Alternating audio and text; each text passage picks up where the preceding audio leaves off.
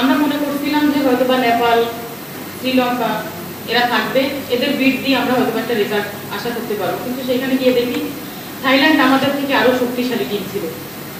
আমরা যেরকম ভাবে আমরা যে প্র্যাকটিস অনুযায়ী এখানে গেছি ওদের সাথে বিট দেওয়ার মতো সত্যি আমাদের ওরকম মানে সিচুয়েশন আমরা তৈরি করে যাইনি এখান থেকে যে আমরা ওদের সাথে বিট দিব। ওরা আগের থেকেই প্র্যাকটিস করে আসছিল আর আমরা কতটুকু সময় পাইনি।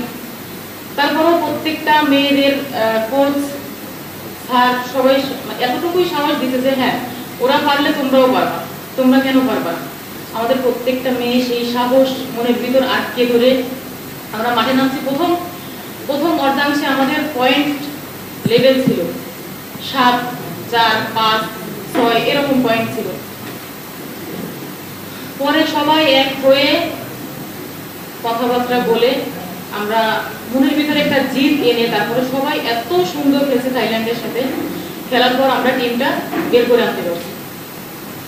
তো আমাদের যে স্যার আছেন সোহাগ স্যার, উনি ওইখানে তো ইরান প্রত্যেকটা কোচই গেছে, কিন্তু কোনো একটা কোচ মাঠের ভিতরে দাঁড়িয়ে থেকে কোনো একটা কথা বলতে পারেনি, কারণ ওইখানে সবকিছুই মহিলাদের হাতে।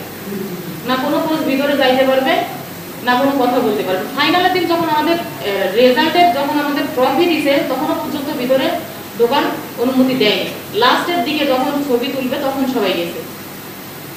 কিন্তু আমাদের জন্য একটা প্লাস পয়েন্ট ছিল কি এই যে থাইল্যান্ডের কোচ ছিল পুরুষ আর আমাদের তো মালেকাবাদ ছিল মহিলা কোচ, আমাদের সাহস দেওয়ার জন্য।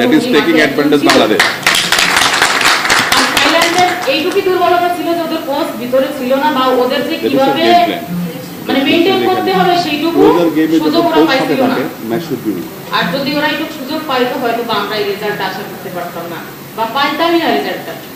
তারপরও সব মিলিয়ে আমাদের কমিটি আমাদের যেভাবে সাপোর্ট দিছে, সোহাগ স্যার আমাদের যেভাবে সাপোর্ট দিছে, আমাদের কোচ, আমরা প্লেয়ার সবাই মিলে আমরা যে মানে একটা আশা ভরসা নিয়ে গিয়েছিলাম, আমরা একটা রেজাল্ট আনতে পেরেছি।